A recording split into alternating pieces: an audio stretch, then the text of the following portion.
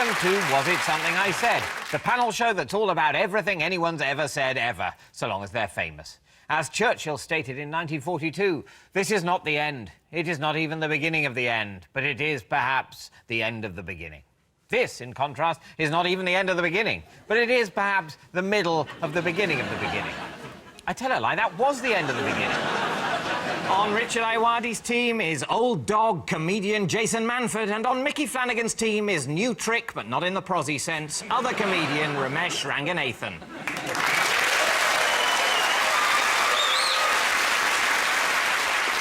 And here to read our quotations is a writer and presenter who's been quoted as saying her blonde-haired husband isn't really her type, adding, "I always liked these broody, sulky, tortured men in the corner."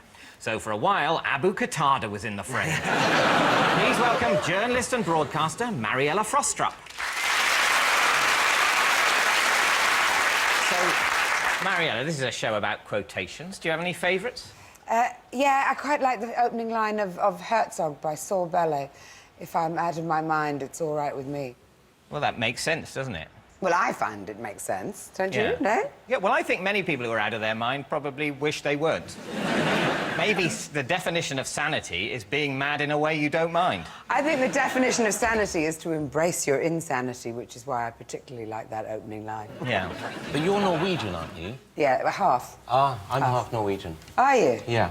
Which half? Top half. OK, maybe we can transform. Or amalgamate. Yeah. Gosh, that's very forward, but... I'm a modern woman. Yeah. Amalgamate is a very polite word. Or do you mind if we slip off now, David? And go off and, you know... Create a full Norwegian. Amalgamate. Wow. It's got very frank, very positive. Anyway, our first round is called threesomes, and I can guarantee... Jason is not coming. Jason is not welcome. One Norwegian and a third of a monk. Our first round is called threesomes, and I can guarantee that it's going to be as exciting as a sexual threesome. That's if you're really into a quiz about quotations, and you can pretty much take or leave sex these days. I'm going to give both teams a quotation, and they have to work out which of three well-known figures said it. Now, one old-fashioned way that television gets to hear from the viewing public is via the phone-in. But let's face it, Twitter is far better, especially as no one this end has to answer the phone.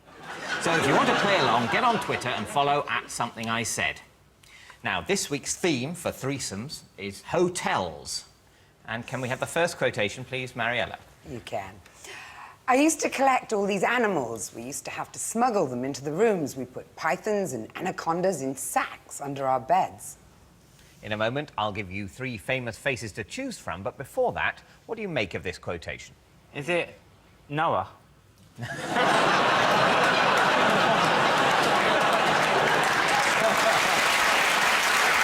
Rather reduces the flood to just a localised flood in their flat, so they have to move briefly into a hotel. And also, sometimes before you go on a long trip, you do want to stay in a hotel near the ferry, you know, like a holiday.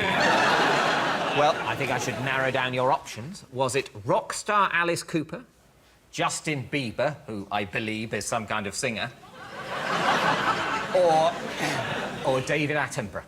Thinking not Bieber, because why would he doesn't need snakes and anacondas, does he? He needs a watch more than anything. Yeah. How many hours late was he for that gig at Wembley? 3, I think. Yeah. 3 hours, yeah. I was going crazy. I don't think it's Attenborough, because, like, if Attenborough come in the hotel and he had a load of animals with him, you'd just go, he probably knows what he's doing. Why would he be smuggling them around anyway, David Attenborough? Why would he... He just goes to see them. Yeah. We should stop moving them around and think, oh... It's all done on a big studio set in Bristol. Yes. Yeah, they have to build all the trees, they're just built out of fiberglass. What's called that about a certain animal? Yeah, but they said that he'd had polar bears on there, and what they'd actually found out was he just got regular bears and spray painted them. And they were saying, they went, oh, this tiger's really angry, storming into the room, but actually, it was storming out of the room at the time. Yeah. Oh, you know, I met Alice Cooper. Did you? He's not as upset with his name as you would think. But, After the show, he said, I'm going to go crazy. I'm going to have a full-fat Coke. Oh, right. That's how rock and roll he is. I didn't realise there was so much fat in drugs. I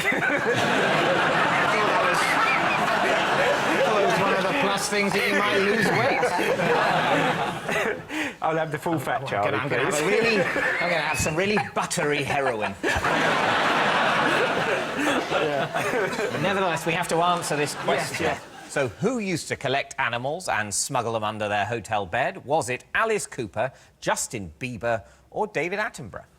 I think should we go for Alice? I reckon Alice. You reckon Alice? And what do you reckon? I mean, let's not be bullied into making a poor choice. I mean, Quite. we're bigger than that. You might be. I'm going to go David Attenborough.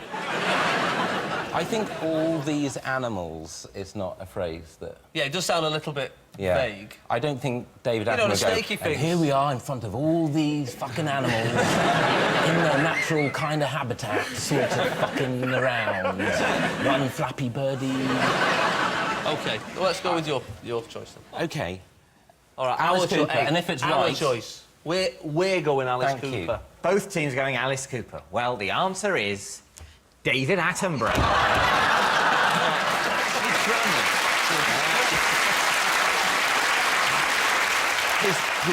His idiom has absolutely let me down, and not for the first time. But yes, Attenborough spent the earlier part of his career travelling the world collecting animals for London Zoo, about which he subsequently expressed regret, saying, I used to go along, chase a giant anteater and pull it by the tail so we could film it. I'm sorry about that sort of thing, but those were different days. You know. That's what all those DJs say now, isn't it? Absolutely. Attenborough's snakes went under the hotel bed, as he said, but what did he say went in the bath? Piss. There would be no need to piss in the bath, not unless you were keeping a tortoise in the loo. He said he put armadillos in the bath. Genuinely, it seems like early on in his career, David Attenborough went around bagging animals. Just he went to abroad, found an animal, grabbed it, shoved it in a bag. I think it's called poaching. Yeah, I don't know whether he cooked them or not, to be honest, but he's stealing them and then going on and making programmes about how there aren't any animals left in the wild. Well, it's not very surprising. Can you steal an armadillo? Who would possess it? He's stolen them from us all, like people who pick flowers from a roundabout. I've never seen any flowers on a roundabout because it's in the north. It's just surrounded by "Happy Birthday, Sandra" signs on the side of bed sheets. Happy 24th, Grandma.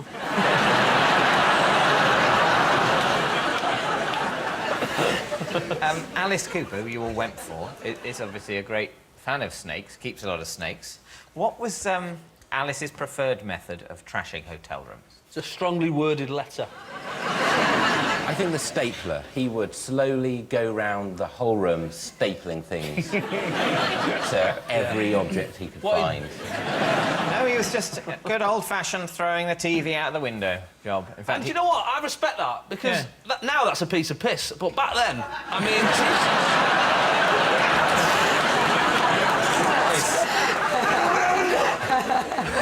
yeah, it's just a frisbee now, really. Yeah, that's why they only let you open the windows that much, because you can just slot it through.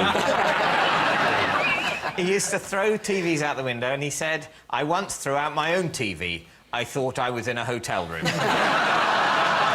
Mariella, can we have our next quotation on the subject of hotels, please? Absolutely. I've picked up all sorts of things in hotels. Fleas, lice, tapeworm. is this Lenny Henry? No, it is one of David Attenborough, Justin Bieber and Alice Cooper once again. I don't think it's David Attenborough. It's not the sort of thing he would say on Parkinson, is it? You can hardly complain about finding fleas and lice when he's been leaving snakes and armadillos there. The urban legend about tapeworms is horrendous, isn't it? The one where, to get rid of it... Oh, don't. You pull your pants down and then you just crouch over some food and it just crawls out. Oh, I fancy that now. And just crawls out and has a bit of food. I saw a bloke doing that in Greggs the other day.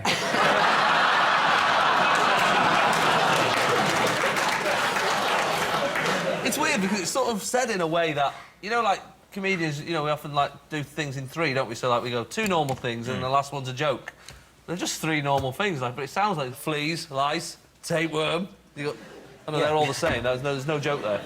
That's like it one should of be a my joke. jokes. That's the It's a way... sentence. Yeah, the way I like to tell a joke is for there to be no surprises within it. Or meaning. Or humour. Because I think that's quite trad. You know, actually trying to say something amusing within the joke. Weird. It's actually kind of pathetic and a bit needy. I'm regretting those tickets for your arena tour. Yeah. You know, you say that, and yet its very emptiness is its success. Because in order to fully succeed in this endeavour, and believe me, I am succeeding, no one must come.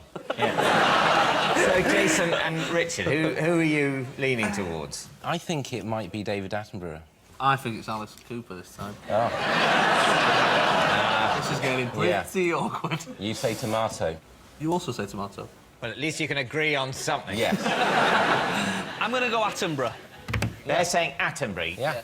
I don't think it's Bieber because There's no way he's staying in a hotel where you can get fleas. I He think would. it's, Yeah, I think it's. Should we go for? Let's go We think it's Attenborough. Attenborough because you know it's the sort of thing that would happen to him in some far-flung hotel. Yeah. OK, well, the answer is David Attenborough. Just his bad luck to catch all those off one hooker. So, at the end of the round, the teams are tied. Over the break, see if you can complete this quotation from famous Playboy Hugh Hefner.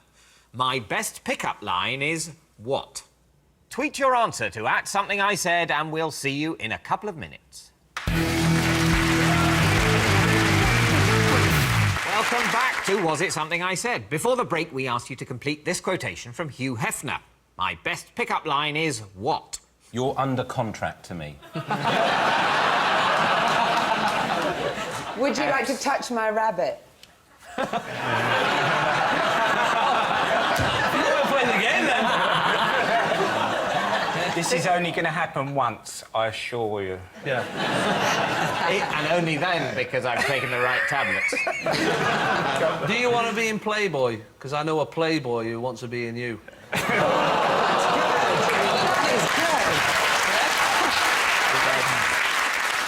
Hugh Hefner documents his entire life. He has a documentary crew filming everything he does.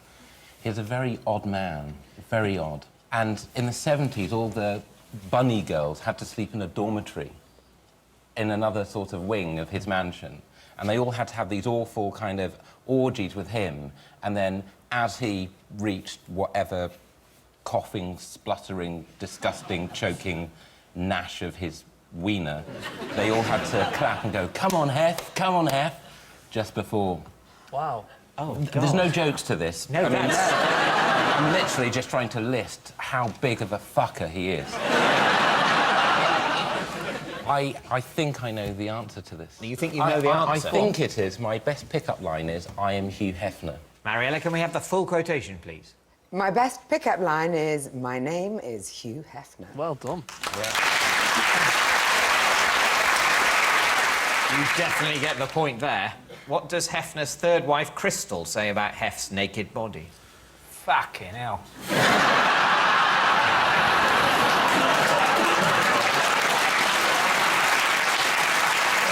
She might, if she'd seen it. She says, he doesn't really take off his clothes. I've never seen Hef naked.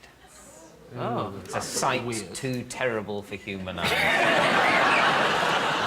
Now, the next round is called Keywords. I'm going to give our panellists keywords from a well-known quotation, which they should know, and they have to try and work out the whole thing. So, for example, if we gave you the keywords not, tonight and Josephine, you'd know immediately that we'd picked too short a quotation for this round.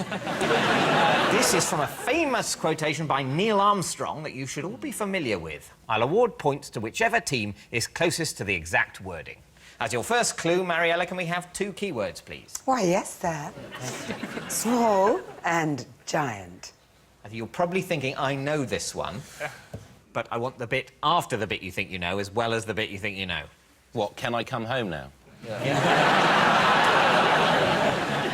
But the people get this quote wrong, don't they, quite a lot? Because he actually said, one small step for a man, one giant leap for mankind. But everybody quotes it as one small step for man, because that's a better quote. Do you think it's better, one small step For man. Do you not think it's better? No, I think it's better, a man. Well, that's what he said he said.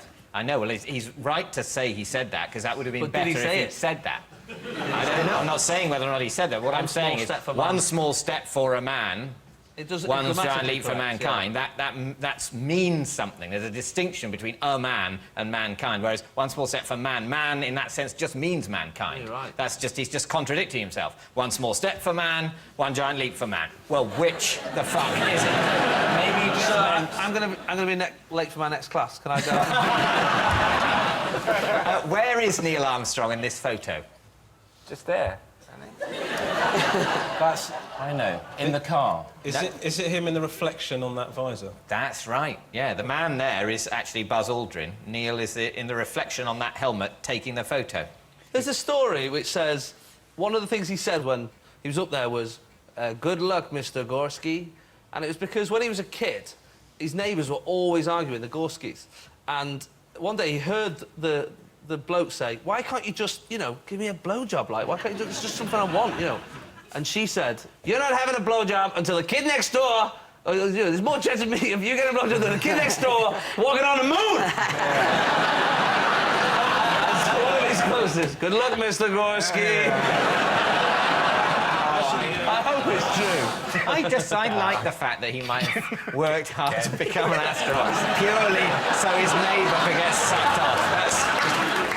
Neil Armstrong is becoming a more and more sinister man the more I find out about him. Can we have another keyword, please, Mariella? I don't know. I don't like the way this game's going. I don't like the turn it's taken. There's not been one bloke joke about sex, you know, making fun of yourselves. It's Yeah, all, but because they're not it's all jokes, about they're- women not they're giving real. you blowjobs and hand jobs and blah, blah, blah, you know. We are our own jokes. Yeah. Yeah, well, carry on. It's a much better conspiracy theory if they set it up in the studio just so Gorski could get sucked off there, isn't it? I think that would be very wrong. OK, I'll give you a keyword now. Yes, please. Yeah, all right. Yes. You've got to listen carefully because Yeah. it's very short. Okay. Toe. Toe. Small giant toe.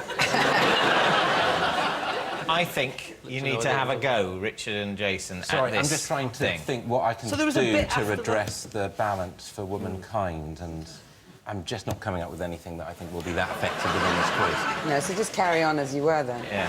It's been happening for centuries. Yes. To be honest, it was pretty optimistic of us to think that male chauvinism would end during this show. Yeah. Ambitious. Yeah, yes. even. So now you've got the third key word. What do you think it is?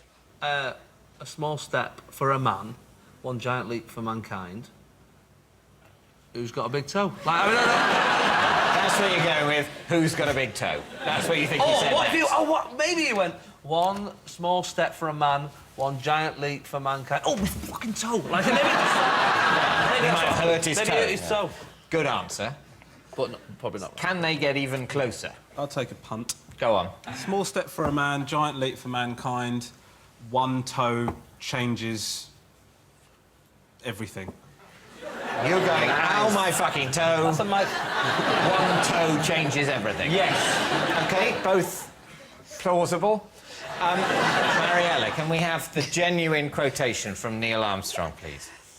That's one small step for a man, one giant leap for mankind, and the surface is fine and powdery. I can pick it up loosely with my toe. The man's wearing great big boots. He's hardly got a pair of flip-flops on. How is he feeling the earth? He's thought, oh, I'll risk death just to rub my toes in the dirt for a little while. And how can you pick up something with a toe? Yeah. I mean, you'd need at least two, wouldn't you, to pick it up? I can't imagine how you could pick up any of the fine and powdery surface with your toe. With a toe. With a toe. So basically... Let that alone with a bit's wrong. space boot on. That bit's wrong. He meant to say a man and he didn't. Yeah. I mean, this guy was an absolute dickhead, wasn't he? I mean, There's a lot of argument over whether or not he said the missing A. Earth heard that's one small step for man, one giant leap for mankind. Armstrong always insisted he'd said that's one small step for a man, but in 1999 admitted that he could not hear it either in audio recordings of the event, and it was perhaps wiped out by transmission static. This has been both supported and rejected by various audio analysts. So the truth is, we don't quite know what he said, but I agree with you. It's very unclear what he's going on about with his toe. For years later, people were meeting Neil Armstrong and thinking, oh, he's going to have something really wise to say, and walking away going, it's a bit thick, weren't they? That's what he said. I couldn't make any sense of it. Yeah. Do you know what astronaut Pete Conrad from Apollo 12 said when he stepped onto the moon? I'm glad we're on this one and not the next one.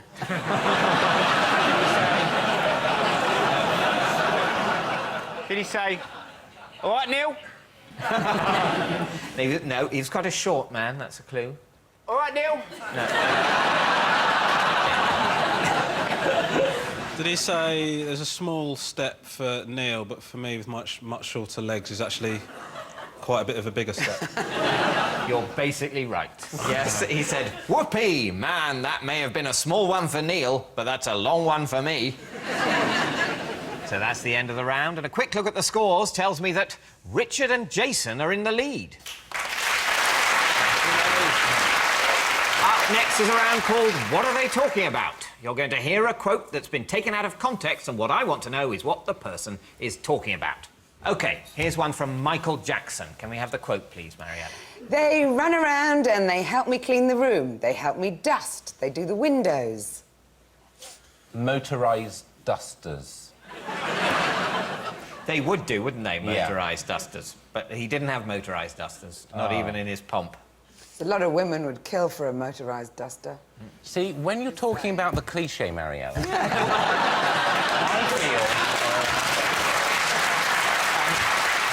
feel... Is he talking about the other Jacksons? Yeah. Get that dust, Tito! Get that dust, Tito! Latoya, you missed a bit! Is it the first draft for the lyrics to Thriller? Staff, my staff.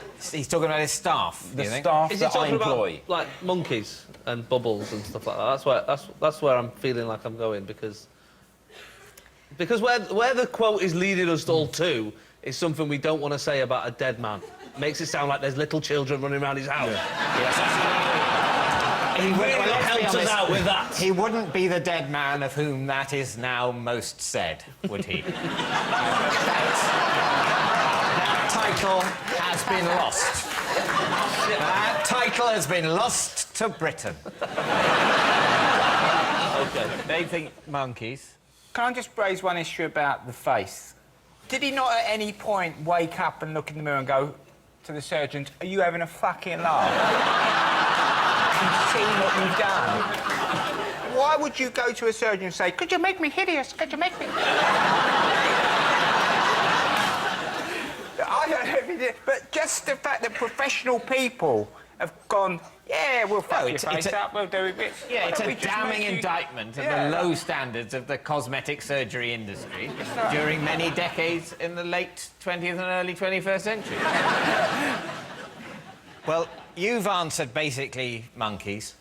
What's your answer? I think we should just say working class people. Working class. Mariella, can we have the full quotation, please? I come home to my deer or my chimps and I can hug them. They run around and they help me clean the room. They help me dust. They do the windows. Well done. It's deer and chimps. Continuing the snake theme from earlier, anyone like to guess what Jackson's albino python was called? Blondie.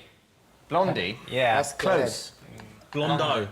No, not blonde. It's not close in terms of noise. It's close in terms of type of name. OK. Transvision vamp. No. Talking head. Ramones. You're in Singing the band. music Britney. area is good. Boomtown Rats. And one word. White snake. No.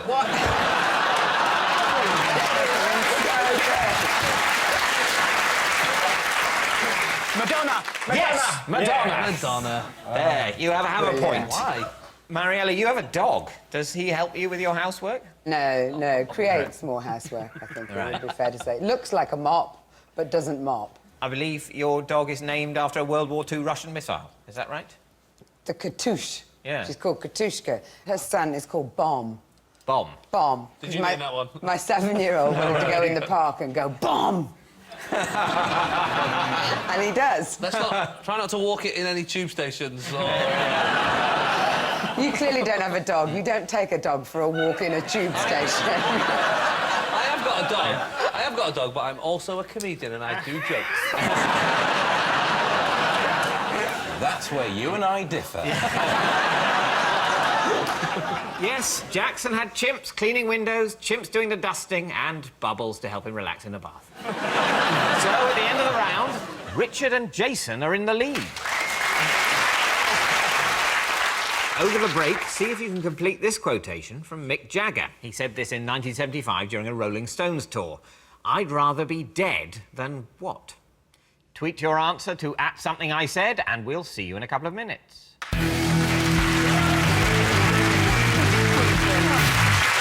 Welcome back to Was It Something I Said? Before the break, we asked you to complete this quotation from Mick Jagger. I'd rather be dead than what? Any thoughts, panel? I'd rather be dead than... No, nothing. No thoughts. I'd rather be... Not bad, though. Yeah. I'd rather be... dead than... Bill Wyman. I'd rather be dead than Bill Wyman. Yeah. I'd rather be dead than hold my arms like this for a minute longer. Mariella, you've met Mr. Jagger, haven't you? On a number of occasions. When I met him, they were playing these gigs. It was a long time, about 15, 14 years ago, I can't remember. And I said, oh, you must be exhausted. I can't believe you're even here. You're playing all these gigs and, you know, you must be knackered. And he went, oh, he said, I am. I'm aching all over. And I said, what, from like, you know, the shows? And he went, no, I went to the cricket today. It's murder spectating.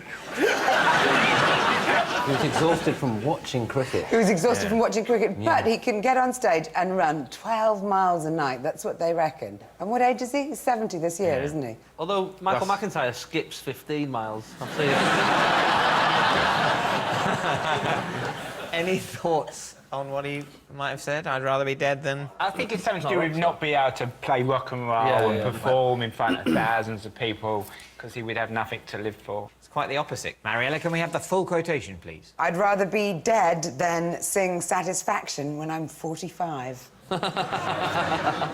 And he's never sung since. No, he just stopped when he was 45. He sung it when he was 44, 46, 47, 48, 49.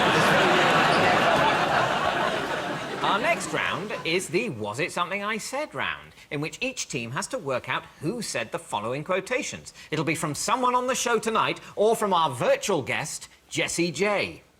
Jessie J shaved her head for comic relief, saying, if it saves lives, it's worth it, adding, it's hair, it will grow back. Or, as a similarly charitable Bruce Forsyth said, I'll just buy another one. OK, Richard's team, you're up first. Mariella, can we have our first quotation, please? I sort of kissed a girl for the first time in a sixth form play.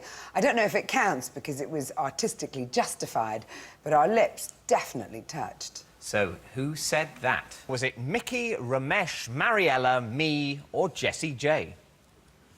David. Without a shadow. What do you mean, David without a shadow? You think I'm a vampire? No, you're... You're like Peter Pan.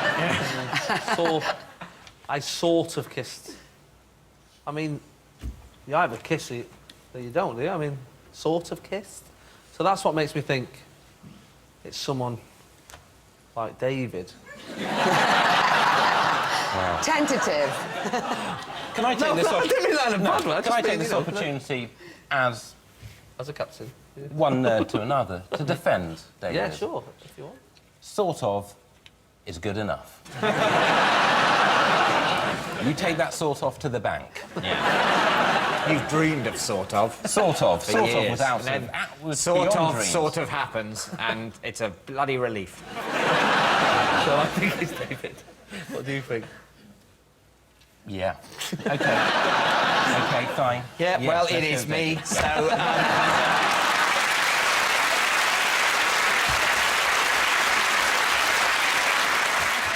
Now we know it's you. You can tell us what sort of kiss means. Well, it was. I kissed a girl on the lips in a play, and I thought, oh, does this mean I actually kissed a girl properly on the lips? Well, no, it doesn't. It was in a story written by someone else. She had to. Can we have the next quote, please? I'm having a dispute with my neighbour. He hates me. His wife hates me. And I couldn't give a shit. So, who said that? Was it Mickey, Romesh, Mariella, me, or Jessie J? Flanagan.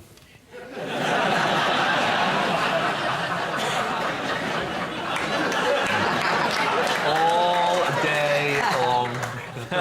It's not going to end up in a book of quotations, that one, No. is it? No. I mean, it's all right for you. I'm his neighbour. Is that your answer? I think it's Flanagan, yeah. What do you Okay. think? It's Romesh who said that. Yeah. You seem so nice. What's going on there? Basically, I pulled up in our car park. We've got a little communal car park, and my neighbour said to me, "Got some light bulbs here that'll fit your car." And I couldn't give a shit about his light bulbs, but I just wanted to end the conversation. I said, "How much do you want for the light bulbs?" He said, £10. So I thought, £10 to bring this conversation to an end, it's worth it. And then when I went out, came back, and he dropped the light bulbs off because he's desperate to get this transaction closed off. So I didn't think anything of it. I thought I'd give him the £10 when I can. And then 2 days later, I came home. There was a note through my letterbox. It said, "I think in order to avoid any animosity, you should return the bulbs." That is an extremely weird series of events. Had the lights gone on your car? No, I just think he really liked me, and he thought, what would that guy like? So you think it was a flirtation? I think it was. Right. I think... Now you've really thrown down I think the he corner. thought to himself, I fancy a bit of that Asian Rolf Harris. And he got himself some light bulbs and tried to make this deal happen. That's what I think happened. Next up, it's Mickey's team. Can we have the first quotation, please? I asked Bette Midler for a picture, and she went proper mental. Her people came over and said, "Leave Miss Midler alone." So who said that? Was it Richard, Jason, Mariella, me, or Jessie J? Proper mental. I Who bet it said sounds it? a bit like Jason. Proper mental. Yeah. She went, "Ah, proper mental." Oh, there's two Jasons. So confused. She kicked whippet right up bollocks, she did. Were you She knocked actually... me flat cap off, she did. Were you a scriptwriter for Last of the Summer War? Who do you think said it? Well, I think Jason, I think. 'Cause Jason. I can't You see saying any of Jason? the others, and No. maybe Jessie J saying proper mental, but I think Jason. You think Yeah, Jason? Jason, definitely. You're right. Well done. We have the next quote, please. My mother celebrated my sister's birthday on the wrong date for a decade. No, who said that? Was it Richard, Jason, Mariella, me, or Jessie J? It's not me, because I wouldn't say mother. I would say me mum. Or, you know what I Don't mean? start this now. Say me mother. Me mother. Me mu- Me mother. What's that? You had a stroke? I do. I've seen the advert. That's sign number one. I say mother. That's what all Northern people say mother. It sort of indicates a little bit of cruelty. Yeah. Because the mother's not been corrected for a decade. What family is this? I know. It's not necessarily vindictiveness. It could be, you know, yeah. the opportunity to correct the mother may never have arisen. I think this is something Mariella might have said. All right, Her so- I think family it's did. Mariella. Yeah. I think we're going for Mariella. You're right. It was Mariella. It was me. It was my mother. And how did that happen? Single mother, 5 children, details. How was the mistake discovered? The birth certificate. Pulled out of a cupboard when we were moving, and oh my God. I'm actually 11. She was a whole year out. Yeah, well, you would be, wouldn't you? But did nobody, like, early on when when she was going to school and stuff like that, did that not come up? She was just in the wrong year. It's Ireland, 1970s, what can I tell you? Wow. So the day Worse things were happening. So 2 days after she was born, your mum thought she was a year and 2 days.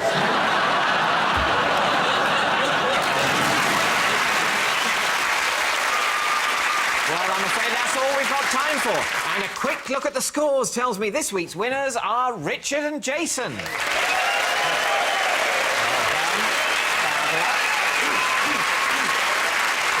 Thank you to Mickey and Romesh, Richard and Jason, and to our guest narrator, Mariella Frostrup. And we leave you with the words of Barbara Streisand. Success to me is having 10 honeydew melons and eating only the top half of each slice. Well, I say, fuck you, Barbara. Success to me is a diamond-encrusted top hat and a robot butler. Good night. The toast of London and the toast of the comedy world. It is genuinely hilarious. Write this down. Sunday night, Channel 4, 10:35. Do not miss it. But next up tonight, going into the nation's front room to see what makes them rant in front of the telly. A guilty pleasure, but I don't care who knows. Gogglebox in 2 shakes.